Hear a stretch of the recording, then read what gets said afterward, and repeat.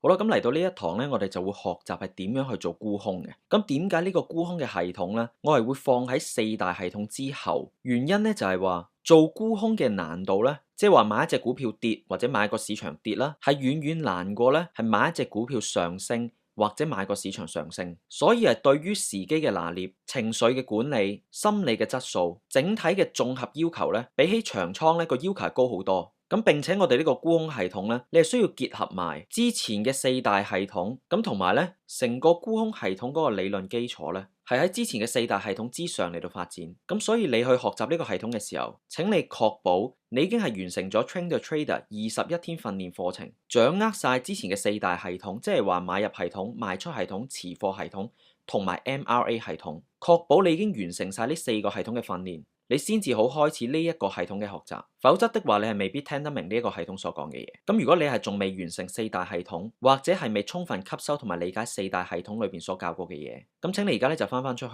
好好咁樣完成晒21天嘅訓練，先至入翻嚟呢個課堂，開始沽空系統嘅訓練。好啦，咁我哋而家開始啦。咁首先咧就係我哋點解要學沽空呢？個原因咧就係話成個市場啊係總有1/4或者以上嘅股票係處於第四階段長期下跌階段。咁我哋之前都講過，我哋做交易就最緊要就係揾到一啲有方向嘅標的。只要嗰隻股票係有方向，或者只要個市場係有方向嘅話咧，我哋其實一樣都可以賺到錢。咁所以既然係有咁多股票係處於第四階段長期下跌階段，咁其實針對呢啲股票嘅交易，我哋去買跌，其實個原理就等同於我哋係揾一啲長期上升階段嘅股票去買升。第二啦。就係長期嚟講咧，個市場係一定會係經歷一啲週期嘅，佢唔會係永遠向上升，咁所以佢會有向上升嘅時間，亦都會有橫行嘅時間，當然亦都係會有咧係跌市啦、股災啦、熊市嘅時間。咁平均嚟計咧，以美國嘅市場啦，就有至少30% 嘅時間係處於一個下跌市裏邊，或者股災或者熊市嘅裏邊，咁喺呢啲時候咧，市場係一個好大嘅 momentum，令到好多股票咧係大幅度咁樣下跌，咁喺呢啲時候都係好有利係做沽空嘅。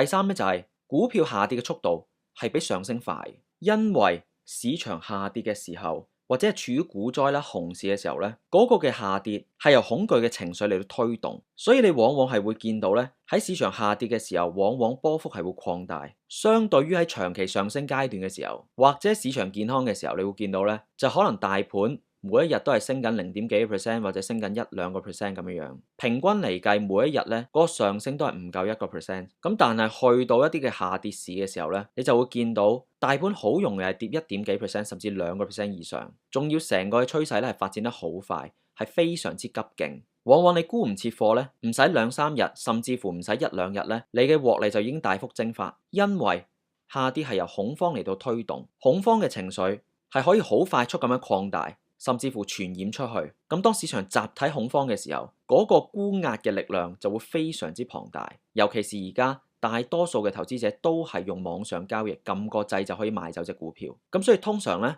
去到一啲突如其來嘅壞消息，冇人預計到嘅不利因素突然之間發生嘅時候，咁好多投資者面對未知就會產生恐懼嘅情緒，跟住一齊去沽貨，就會發生咧人踩人嘅情況，大家都爭先恐後咁樣去沽貨出去。但係調翻轉咧，貪婪嘅情緒咧，佢係需要時間去醖釀嘅。人係需要時間去慢慢去相信同埋接受隻股票真係會上升，或者個市場係真係會上升。咁嗰個時間咧係會拖得比較長。人係要需要經歷咧，就係由聽見啦，去到慢慢接受啦，進而去到相信啦，跟住去到深信不疑啦。經歷晒呢4個過程咧，咁成個升市先會完成，或者嗰隻股票嘅長期上升階段咧先至會完成。咁可能搞下咧，短則係幾個月，長則咧都要1-2年。但係恐慌咧，係可以一晚就一步到位。好啦，咁第4點就係，咁既然市場係有30% 嘅時間係會處於跌市啦、股災啦、熊市當中，嗱咁如果你唔識沽空嘅話咧，好可能你喺嗰60-70% 嘅上升嘅時間裏邊所賺到嘅錢咧，有可能你係因為喺空頭市場你做錯咗啲錯誤嘅交易，或者係沽唔切啲股票，甚至乎係冇沽到啲股票，而令到你啲獲利咧喺空頭市場嗰度喪失咗大部分甚至全部。但係如果你係識得沽空嘅話咧，咁喺空頭市場一樣都係你展現身手嘅時間。嗱，譬如話咧喺2020年嘅時候嗰次嘅熊市咧，咁我哋通過沽空咧一樣都可以喺個跌市嗰度賺到唔錯嘅利潤。咁如果你係唔識得沽空，你喺嗰段時間咧就只係得兩個選擇，第一咧就揸晒現金去冬眠，咁呢個當然係可以啦。咁第二咧就買股票，咁不過如果你喺一個熊市發展得如火如荼嘅時候去買股票咧，其實你係做緊逆市操作，係會對你相當之不利。你嘅交易多數都係輸錢。咁如果你識得沽空嘅話，可以喺一啲有利嘅時機嗰度，係好短時間可以執到唔錯嘅利潤。咁亦都假設咧，你喺熊市之前冇及時脫身，咁你都可以喺個熊市裏邊去通過沽空咧，去將嗰啲利潤去賺翻嚟，避免你嘅獲利咧喺空頭市場係蒸發晒。第五點啦就係，當你學習沽空嘅時候，其實你係進階修煉緊你賣出嘅功夫、賣出嘅本領，因為沽空都係賣出，只不過咧你係借入人哋嘅持倉嚟到預先賣出，所以你嗰個賣出咧唔係一個鎖定獲利嘅賣出，而係一個博取利潤嘅賣出。對於時機嘅拿捏、盤感嘅要求咧係會相對地高，咁亦都會令到你對於賣出嘅時機更加之有感覺。好啦，咁嚟緊咧就會講下有5個好重要、好重要、好重要嘅做沽空嘅原則。第一咧就係我哋淨係做空弱勢嘅股票，千祈就唔好揀強勢嘅股票嚟到去做空。個原理就等同於我哋做長倉嘅時候，我哋淨係揀強勢股票嚟到做多，我哋係唔會買入一隻弱勢嘅股票嘅，因為強勢嘅股票先至有最強嘅動能向上升，而弱勢嘅股票佢點解會係弱勢？原因就係好多人都唔想要呢隻股票。以及係有恐慌嘅情緒喺裏邊，咁嗰隻股票嘅上方咧就已經有好大嘅蟹貨區，換言之不斷係有供應咁出緊嚟，咁所以佢下跌嘅機會率咧係遠遠大於上升嘅機會率。咁我哋做交易一定要考慮到勝算嘅問題，所以我哋做空嘅時候，我哋就淨係會揀弱勢嘅股票嚟到去做。你必須要確保嗰隻股票咧，佢係已經經歷咗第3階段做頭階段，喺佢開始進入第4階段或者處於第4階段當中。喺最有利嘅時機，我哋先至會去放空嗰隻股票。第二個重要原則就係，我哋最好咧喺下跌市或者喺空頭市場嘅時候，我哋先至去放空。嗱，咁呢度咧，我係話最好啊嚇。喺市場上升緊嘅時候，唔代表係唔可以放空嘅。情況就係等同於喺下跌市嘅時候，市場上面一樣係會有一啲咧係抗跌力好強啦、逆市上升嘅股票。咁嗰啲嘅股票咧，好大機會會成為大贏家。咁同樣地啦。就算喺個市場啊係健康發展緊嘅時候，唔代表咧係唔會出現弱勢嘅股票或者係會大跌嘅股票噶嘛。咁所以喺市場上升緊嘅時候，雖然我哋一樣都係可以咧係揾呢啲弱勢股票去做空，但係如果喺當刻嘅市場，我哋係有好多嘅選擇去揀強勢嘅股票嚟到做長倉嘅話，咁我哋嘅持倉都係有限噶。咁所以我哋係應該優先嚟到去揀一啲咧。係強勢股票嚟到做長倉先嘅。喺揀無可揀嘅情況之下，或者你嘅倉位咧仲係有空間嘅時候，你仲可以係擴大保險嘅時候，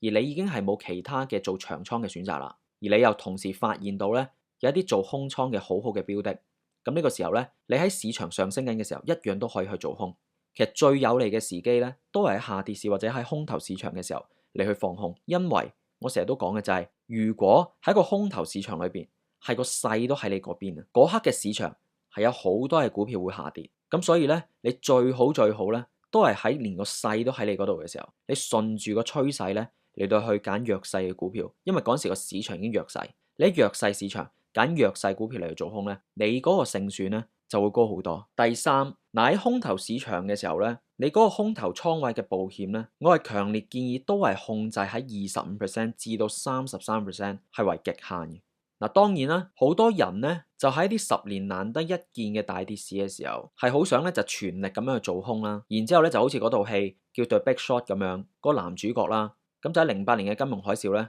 就去做空美股嘅大盤啦，跟住就一戰成名，一鋪咧就發大達。嗱，嗰種快感咧係的確會令人上癮嘅，因為點解啊？原因就係喺個空頭市場嘅時候咧，係好多人輸緊錢，而你係因為咧就係做空咗，甚至乎係大手咁樣做空。跟住你就喺屍橫遍野當中咧，就成為咗一個崛起嘅英雄。嗱，咁嗰種嘅感覺咧，係真係幾爽嘅。但係我係強烈建議係唔好追求呢一種嘅快感。個原因就係話，如果你喺個空頭市場裏邊，你將你嘅保險咧係推得過大嘅話，你持有太多嘅空頭倉位，你係好容易跌入亢奮嘅情緒裏邊，沉溺於我頭先所講嘅快感。好多嘅 trader 咧係因為喺啲下跌市嗰度大手沽空，最終係俾人夾死。唔係因為技術嘅問題，而係因為跌入咗情緒嘅陷阱。大家可能聽到嘅一啲通過睇準咗個空頭市場，然之後大手沽空，跟住之後一鋪發達嘅例子呢，其實喺市場上面冰山一角。就算真係有呢啲嘅人，就好似喺金融海嘯嘅時候呢，係的確有一啲嘅基金經理係喺嗰一次嘅空頭市場嗰度賺到好多嘅錢。而不過呢，都係喺09年熊市結束咗之後，過去嗰10年嘅牛市個表現係不甚了了，甚至乎係嚴重跑輸大市。而長期嚟講，市場上升嘅時間呢，其實都係多過下跌嘅時間。我個人嘅原則係，就算喺空頭嘅市場裏邊，我做空嘅倉位咧，同埋成個嘅空頭保險咧，極限都係1/3嘅啫，即係話33%。因為我個人嘅原則係喺空頭市場裏邊賺到錢係 bonus， 就算賺唔到錢，我揸晒現金，完全冇受惠於個空頭市場，其實都係非常之好嘅一件事。呢一個係一個 sit out power， 我係完全做緊管理風險、規避風險。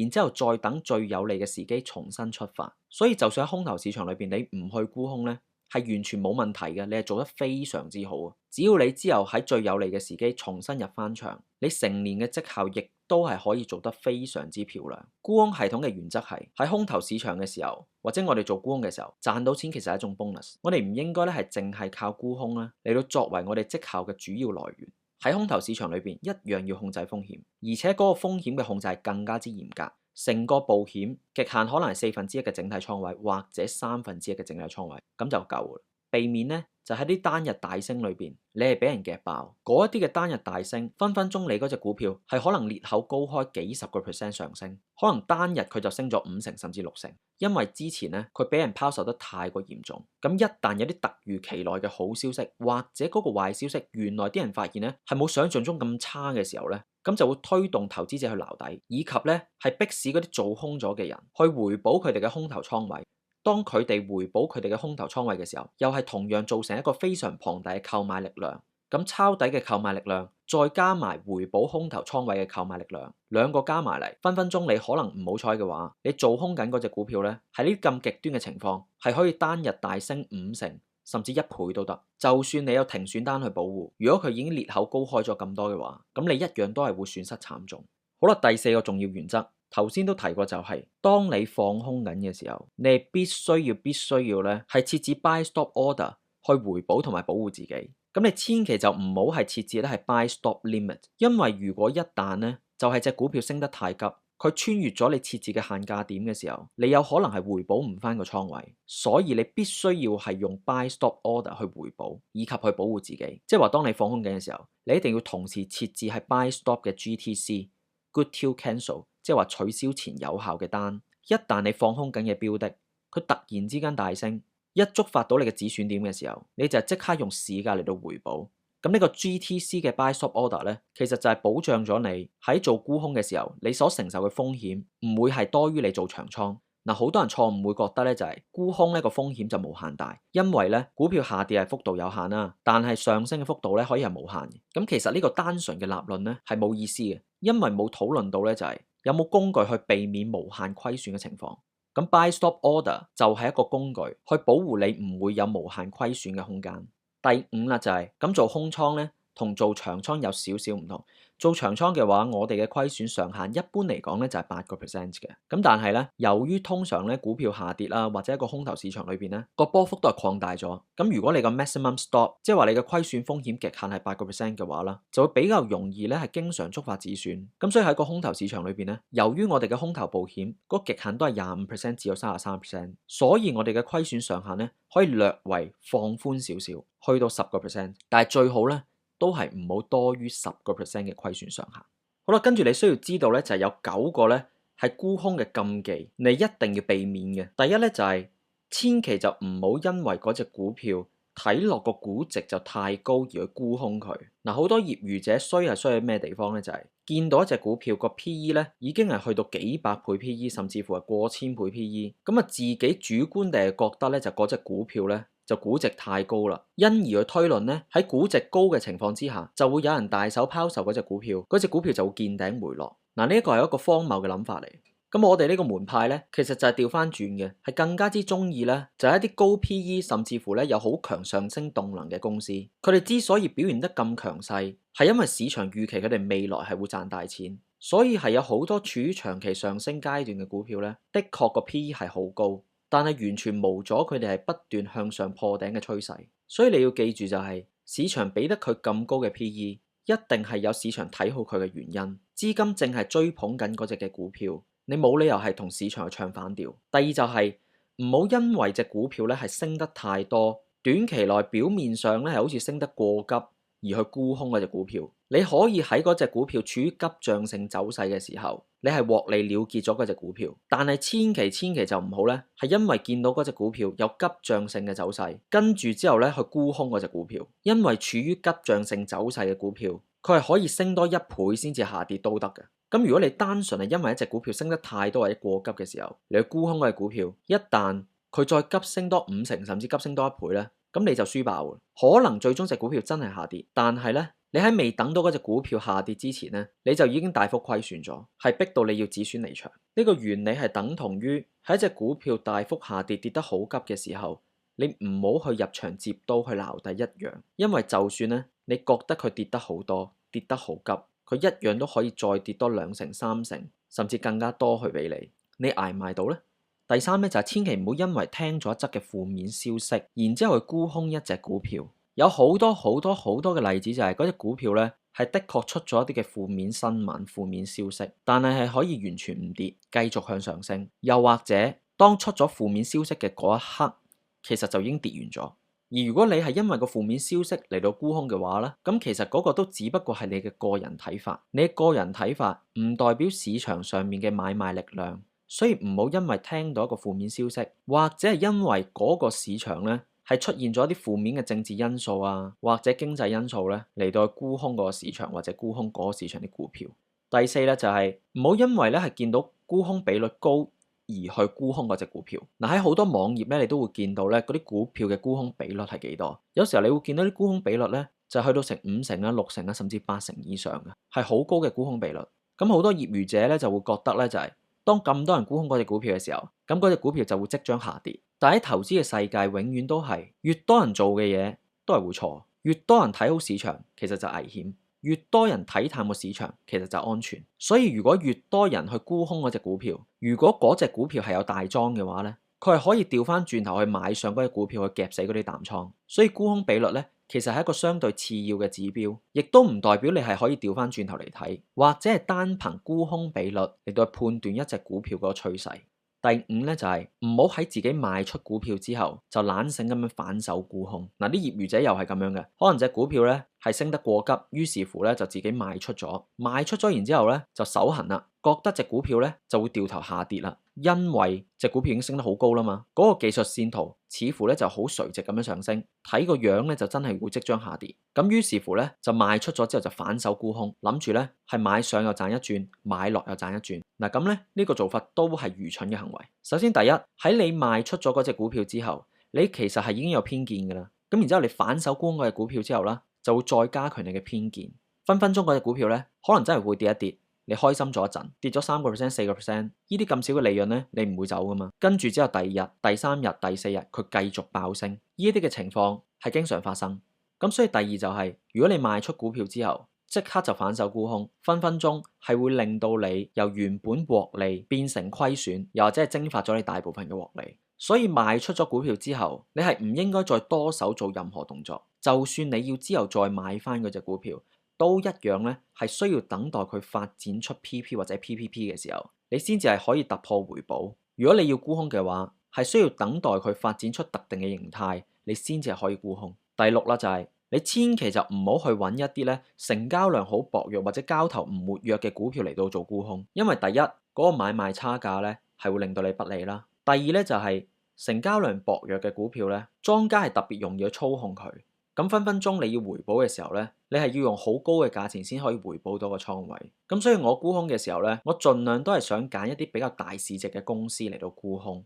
以及佢哋嘅成交量亦都非常龐大，譬如至少咧都係有幾十萬甚至100萬股嘅成交。好啦，第七點就係千祈唔好沽空強勢嘅股票，以及任何處於第二階段嘅股票。咁個原因咧，頭先都講咗啦。好啦，第八點就係永遠唔可以喺冇一個 buy stop order 嘅保護之下去沽空。第九咧就係喺技術線圖上面係出現太過明顯信號嘅時候，你先至去沽空。往往呢啲時候都係太遲。例如話喺呢個裂口大幅下跌嘅時候，咁呢個時候咧，你見到隻股票跌得咁急啦，個下跌成交量咁大啦，咁你先至去沽空隻股票咧，咁好多時候都會太遲嘅，因為上面好可能已經有人咧係喺最初期嘅時候已經沽空咗，佢哋就係等呢啲機會咧，反而係去回補佢哋嘅倉位，跟住隻股票咧就係裂口下跌咗之後，佢就會即刻反彈，咁可能最終嘅下跌趨勢都係未完，佢都會繼續下跌。而不過咧，嗰個反彈咧個幅度咧，可能就已經令到你止損咗。嗱，個原理咧